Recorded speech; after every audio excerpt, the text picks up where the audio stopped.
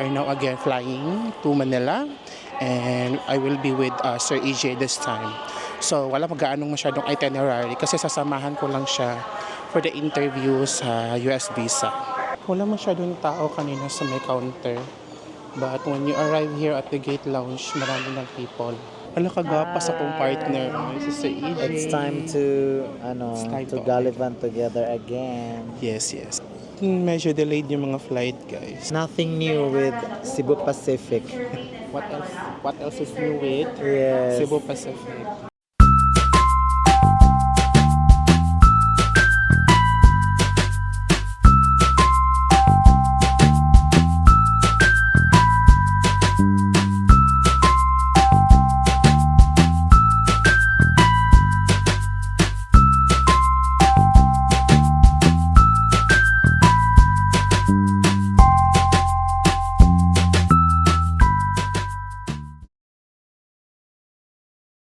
Time check, it's already 6:20 a.m.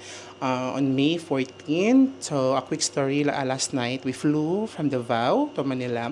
Our main purpose actually kung bakit kami dito sa Manila is of course, I have my friend and the mother of my friend will be having an interview today at the US Embassy for a tourist visa. And of course, isa din sa mga pakay at bakit tayo nandito sa Maynila is of course para bisitahin natin yung nag-iisang Paris overload here in the Philippines, no, ni Diwata.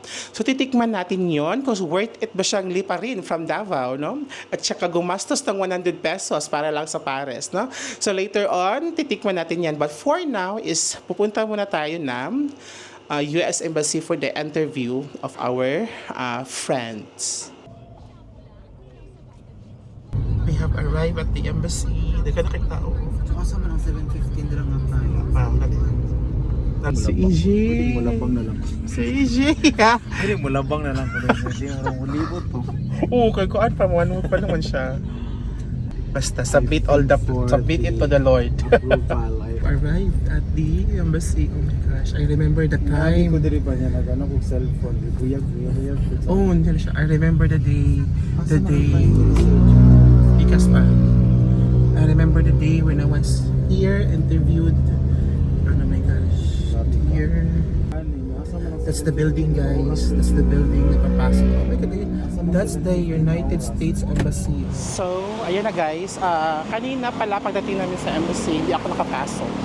Sana i-assist ko yung mother ng friend ko. Kasi bawal ang... So, hindi ako nakapasok kanina kasi bawal po. Pag hindi senior yung i-assist. At saka, meron din silang interpreter sa loob. So, let's hope for the best. Si Sir EJ, nakapasok na din siya. Ayan. Guys, ganun kadami ang mga nagpupunta dito sa embassy. Then, katabi lang na embassy is the controversial Dolomite Beach. Ayan. 2 hours later. Okay, so, oh my God, this is a great day. Sa AJ, is it a great day? Yes! Omega, Joel! Remember, Joel, ako to ang Shargo buddy, Omega. Pamana ang Shargo. Proceed mo ka sa next nga. Oh, nakamove on na to. So, proceed na sa next run, next destination. So, ang itinerary karon is Atawel. Pasay. Of course, we're in Pasay. Going to Manila Bay, mag-check-in sa Kadali if allowed. Tapos, of course, ato na to kung sa itong giyan, hindi ako dili nag-iisang Diwata Paris overload. So, titingnan natin kung gaano kawangis kami ni Diwata. Nami sa Lime Beach Resort. We have arrived at Lime Resort. Secluded pala yung area. So we'll try to leave our luggage here. Welcome to Lime Hotel. Ayun, so we are now here at the Lime Resort. So iniwan muna namin yung aming luggage kasi medyo malalaki yung bags. And we will be checking in na lang later. Babalik kami. So right now is pupunta muna kami ng Diwata Paris Overload. Actually si Diwata pala is malapit na siya sa Lime Resort. No, so walking distance now daw siya for 5 minutes. Pero it's a bit painit, so let's try later. Meron silang complimentary drinks. AJ water. Pero mamaya naman din sa'yo, welcome drinks. Tara ako mga Jayaman nga mga Amega, oh. Megs! Look at my new toy. Megs! Showel! Mega! Ali na! Mabakta sa daw siya Diwata diri. So, walkatan lang tayo. Kay doon na daw si Diwata diri a class. Ay, may pares na, oh! May pares, hindi yan si Diwata, be. Encanto dyan, be. Walkatan lang siya, guys. Ayan na yung Lime Hotel. Secluded yung area. Walang ganap, be. Dito. No, so, if you are a person na medyo mahilig sa mga gala-gala, so Lime Resort is not the good resort for you. So you may switch to another hotel. Kali dyan sa Lime Hotel, guys, dito lang siya sa may right side ng hotel. Tapos, lakarin mo lang siya straight dyan. Tapos, turn left. Andyan na yung Diwata Paris Overload. So, when you reach the highway, guys, you have to turn. Saan ba tayo mag-turn, Sir EJ? So, we will follow our friends there, kataga Maynila. Ah, ayan na. Dito na pala. Ang Diwata Caparesian Overload. Ah, dito na. So, dyan yung papunta sa Lime Resort. Tapos, andito lang siya. Banda. Ang lapit lang pala niya. Ay, ayun sa Diwata, oh. Wala masyadong tao, be. Ayun na sa Diwata. Mega the Diwata experience. Ito yung daan papunta kay Diwata, guys. So, wala masyadong pila ngayon kasi maaga pa. Ayun, wala masyadong pila. Ayun yung Second Line. Tsaka Paris Overload. Oh my gosh. Yes, so mayroon agad dalawang line. Second Line at saka Paris Overload. Wala masyadong pila kasi tanghali pa. Pero if maraming tao dyan yung pila, ganun kahaba.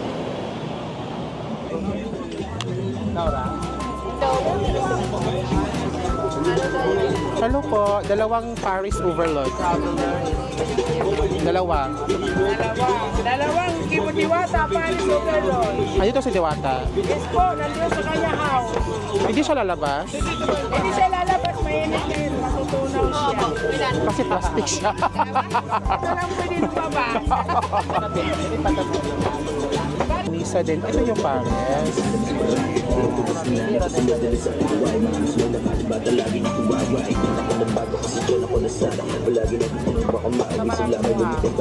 May chicharong bulaklak. Sabon-sabon naman, di ba?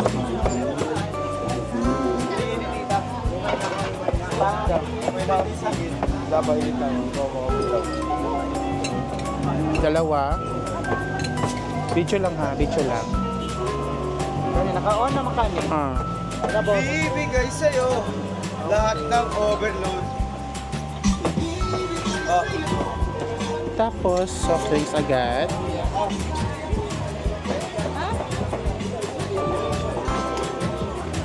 Tapos, dito na naman yung sabaw, guys. Mainit ba?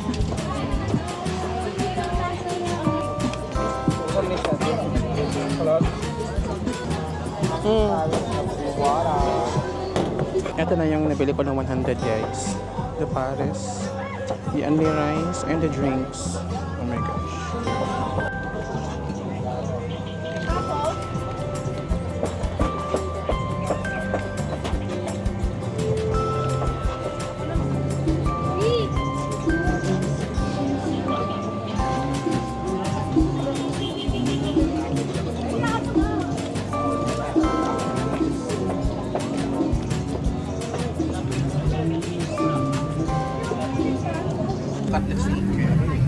Very huge. Very big. Megs. 100 yapo na. 100 jam. 120 diba, Megs? 140 mo na siya. Well, nakuha sa chicken will do. Guys, ayan si Diwata. Like, hi. Ang Diwata nun, Paris. Video di mo? Oh, video siya. Oh my God, Madam pa Victorial siya, mems. Ayan, tawagin mo. Ano bang problema na? Ayan guys, so we are now done with the Diwata Paris Overload. So Asia, what can you say about the Diwata? Food is so amazing. Yeah. It's beyond reasonable doubt. So, hindi kami nakakain ng chicken. So, interview natin si Mega. Mega, kumusta sa ang chicken. chicken? Kumusta ang chicken? Uy, murag naurot, natilok biya ninyo, Megs. Murag simot, sarap. Hanggang sa buto. Ayan. So, if you love Paris, you will love Diwata over love Paris. So, for a person na hindi masyadong mahilig mag-Paris, so baka maka-lesser appreciate mo lang tayo niyan. Well, Ang Paris sa Diwata ay walang kapares. sa kagaya natin walang kapares. Yes. But there's still a lot of pwedeng i-improve ni Diwata sa kanyang area.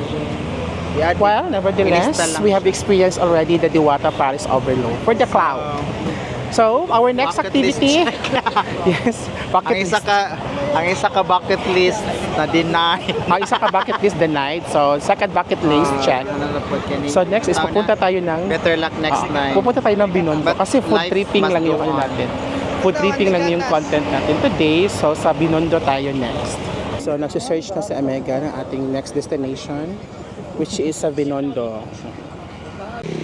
Galing doon sa Diwata, nilakad namin hanggang dito. Kasi magko-commute kami. So, hindi kami mag-grab. Kasi tipid goals din tayo sa ating lakad dito sa Manila. It's very hot. Init, guys. City, Cambodia, Vietnam. Para tayo parang nagta-tri-city sa Vietnam, Cambodia, and Thailand. Honestly, sa Diwata Paris Overload, gusto ko yung ano nila, yung lechon kawali, na napakalutong, saka yung chicharon. Then sa halaga ng 100 pesos, it's not bad. Busog ka na kasi ani rice, ani sabaw, tapos malaman yung opares niya, overload talaga siya. Well, ang improvement na talaga dapat na ito una ni Diwata is the area. Kasi marami pa talaga dapat i-improve. So ganun lang. We're so lucky enough because we have seen Diwata. We have seen Langaw. I do not tell that. We have seen him. And I guess that's enough, no? For that Diwata. So right now is we'll proceed to the Binondo and we are walking the very hot, humid street of Manila. Ayan guys, so nag-jeep na po kami. So galing sa nilakad kami kayo nakalayo-layo. So we are now on the jeepney going to... Guys, we have arrived already. So andito na tayo sa Binondo Church. This is the Binondo, the Ongpin Street. Yung nabayaran namin kanina sa jeep is 20 pesos only, guys. No, so, chinek namin yung Grab kanina. 300 pesos siya if galing kami doon sa Diwata. So, we decided to walk a lot of kilometers. Tapos nag-jeep. So, 20 pesos lang. Santo! We do not have really a fixed itinerary, guys. So, random trip lang ito sa Manila. Random spots. So, literal talaga na parang ano kami. Para talaga nag-walking city tour. Diyos ko, Lord. So, we had the US Embassy kanina, tapos nag-Diwata. Sa kanya sa Binondo. So, after this, I don't know where we're going. So, bahala na sa ating mga tour guides. Ay, sorry po. So, welcome to Chinatown. Manila, Chinatown.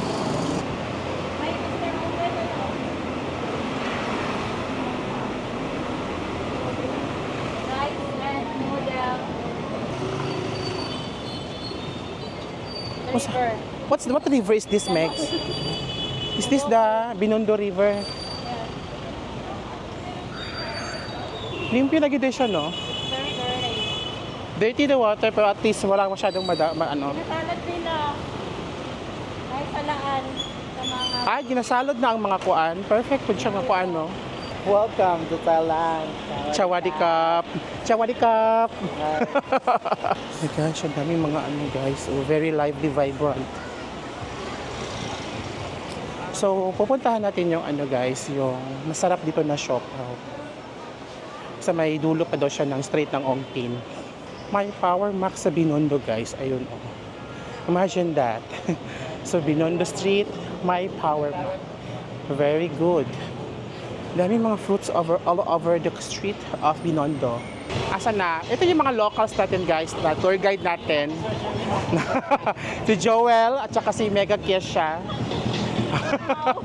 Grabe, nakakabilib yung kanilang yung kanilang expertise when it comes to the street naming here in Manila. Oo. Sila yung mga tourist guide namin dito. Uy, di naman miya ang mga tour guide, be. May tour guide, uy. Mamiyak. May bintahan ng mga gold dito. Pan-fried dumplings. Saan yun siya? Asa to, well? Moni? Ay, Moni siya. Ito na pala yung guys, yung fried siopaw na pinipilahan.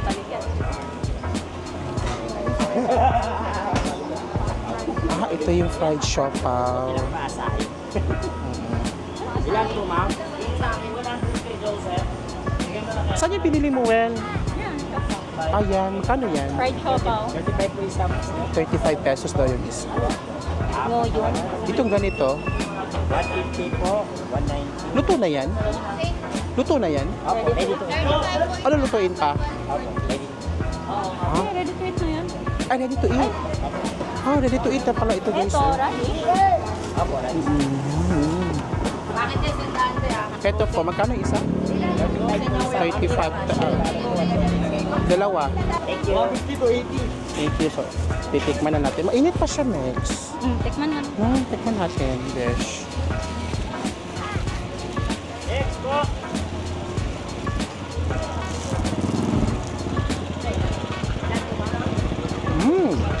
Ano siya? Yeah, that's the typical siopaw. Ay, siya, masarap. Hindi nga, napagagdayan ko. Papalit ko. Let me know. I love that. Ilagay. Ano isa ay? Pila mo siya,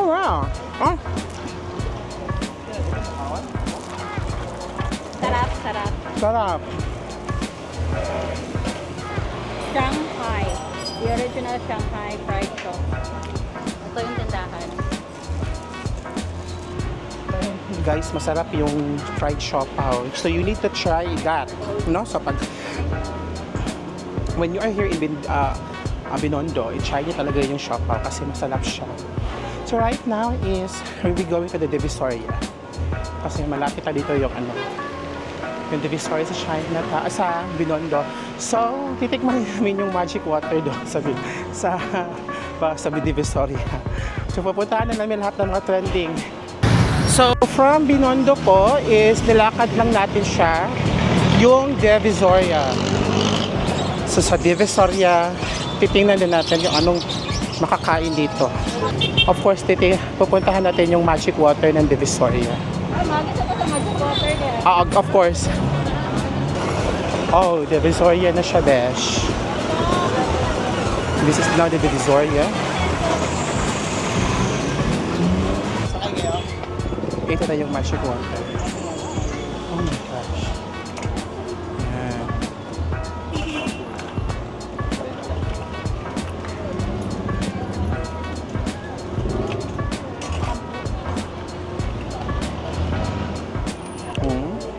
Of course, meron tayo pa-taste test ng magic water. Is there really a magic on the water? Gulaman nga. Gulaman. Gulaman pala siya, guys. Parang water White lang. gulaman na siya. Yung water na with flavor. Ano siyang magic? Yung magic sugar ang gigamit. Magkaka-energy ka niyan. Kaya pala siya magic kasi may magic sugar. Tapos may white na na gulaman.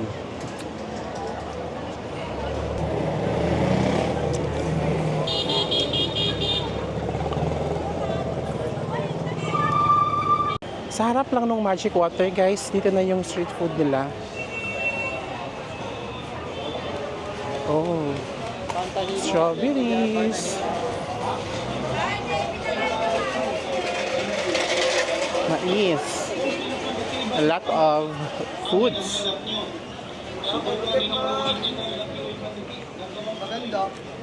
May mga bentahan din ng mga ito yung mga street foods. Then, may malaking mall dito. May 168 Mall. So, we'll go there first.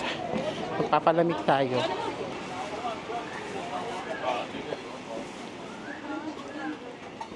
Daming mga cheap buys dito guys sa 168. Guys, nandito na tayo sa food court ng Sir AJ, there's a maleta here. Gato iba pa rito, no? Dagko.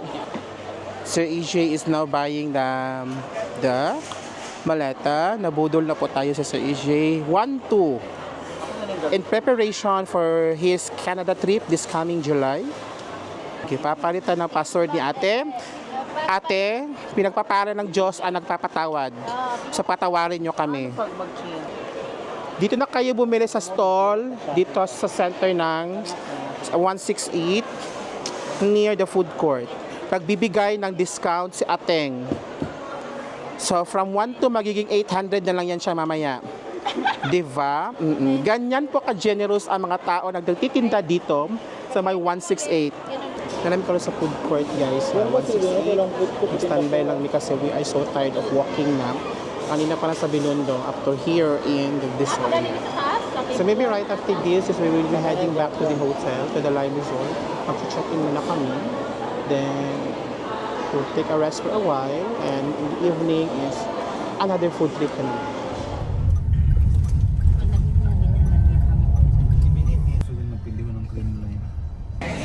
After namin napunta sa hotel at check-in, so we are now here at Limoa.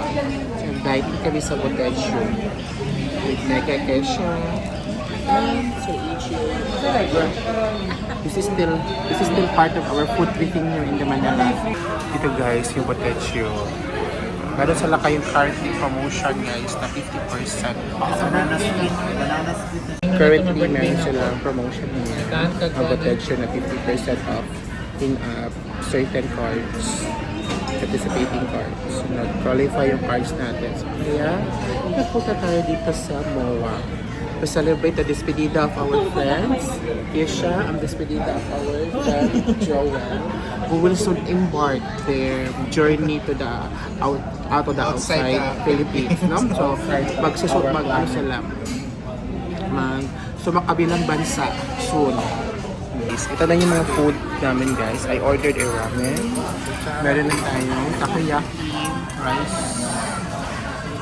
Of course, the maki rolls, yakisoba, and of course, the massive bento box ni Sir AJ. Itadakimasu! Ayan, Rise and Shine. It's our officially day 2 here in Manila. And technically our last day also here. So talagang very short lang yung aming visit dito sa Manila guys. We just only spent 1 full day yesterday. And today, later on at 3 p.m. is we will be flying back to Manila na din. Yeah. So, of course, the day is hindi natin pwedeng i-skip yung breakfast ng ating resort kung saan tayo nagsistay ngayon, yung ating hotel. Dito pala tayo sa Lime Resort Hotel. No? So, this is located at the Manila Bay. Medyo secluded siya na part, guys, sa Manila Bay. Pero if you want to get away from the bustling and hustle of the city of Manila, so this place is perfect for you. So, I'll just ipakita ko sa inyo kung ano yung room na nakuha namin. This room you get here is nasa 4,000 ito in the Agoda for 1 night. Tsaka may free buffet breakfast. Guys, pardon sa mess kasi medyo nakatulog na. Meron tayong 2 twin bed and then meron tayong dito curtains, pero walang window yan siya guys kasi yung nakuha natin is walang view. So meron itong little bit of your corridor para sa inyong mga makeup session. Diyan yan. Ayan. Then meron silang mas napakalaking flat screen TV, another full body mirror, and they have here the coffee complimentaries. Ayan. And that's it. Isa sa pinakagusto ko dito sa Lime Resort is yung kanilang switch is modern. So, wala na yung traditional na switch na pinipress. So this is the your comfort is a very small siya guys. But baby D. And then down yung shower. That comprises our room here in the Lime Resort. The good thing in this resort is meron silang infinity pool at the penthouse. So of course, we will visit that later. But before that is magbe-breakfast muna tayo sa ating complimentary buffet breakfast sa resort. Hey guys, nasa Bayside buffet na tayo. Oy, hala. First bite man agad. Egg na agad sa EJ. Wow. Perfect.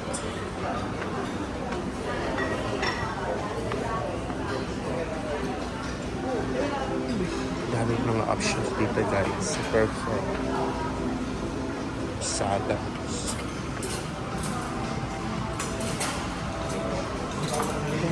The main dishes. Wow, may alio-olio pasta. Hash brown. Pang breakfast na po guys. So, tapos na tayo ng-breakfast kanina. And we are now off to the pool sa penthouse. I-check natin yung pool guys. Kasi infinity siya. Tsaka overlooking yung supposedly may bay siya. Manila Bay. Kasi lang may mga renovation sort of na nagaganap sa front.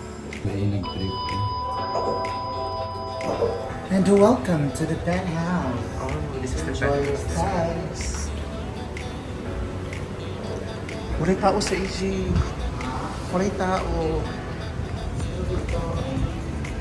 Oh. Look, sa EG, walay kay tao. Perfect. Ito siya sa sponsor Jervin sa Dubai gani. Oh, Burj Koan. Dili sa Burj katong sa Marina Bay Sands. Manila Bay sa ano man, Dubai, Singapore. Singapore. Guys, this is the pool sa Lime. Ang ganda ng pool, guys, no? So, meron pa rin siyang ano. Na-overlook pa rin yung bay. Manila Bay. So, may mga construction dyan na nagaganap. Kasi, gagawin na naman po yung isang reclamation area. So, may tatayo na naman dyan ng mga malls, restaurants, and etc. Man-made na naman po. It's already 12 noon and we are now checking out in Lime Resort Hotel. So our quick visit here in Manila ends here, guys. So yun lang yung naging ganap namin for the past 2 days. 1 day. And of course, we had some fun yesterday for our food tripping here in Manila. No, so lakad ng lakad. At saka first time ko pa talaga na a bit na explore ng konti yung Manila. No? So sooner or later, baka we will be right back. Baka babalik din kami dito for another food tripping na naman again. But right for now, For a reapplication. of course, for the reapplication of my friend para sa kanyang US visa because right now, sad to say, di pa meant to be, pero maybe, if not now, then maybe by in the future, baka pwede na. Di ba, Sir AJ? okay lang na. Okay lang yan, Sir In spite AJ. of what happened, but since US is one of my bucket list, I don't have any choice, but later on I will reapply. Yes. Maybe hindi po na sa ngayon, baka next time, hindi din pwede. Joke lang. So if not, then I will go to Mars or in Pluto, not on Earth. So sayang, supposedly magsasama kami sa trip namin sa US in the next few months. Pero sige na lang, kasi God has better plan for you, My Sir travel AJ. mentor. So, that's it for this vlog. Thank you for watching up to the very end of our video. Say AJ, bye-bye! Bye everyone! Okay. Follow my Sir AJ vlog. Yes, follow Sir AJ, Sir AJ Vlogs. Yeah, no? So let's see each again in our next video. So probably baka travel na naman tayo somewhere in Palawan. Oh my gosh! That's all for today. See you again in our next video. Bye-bye.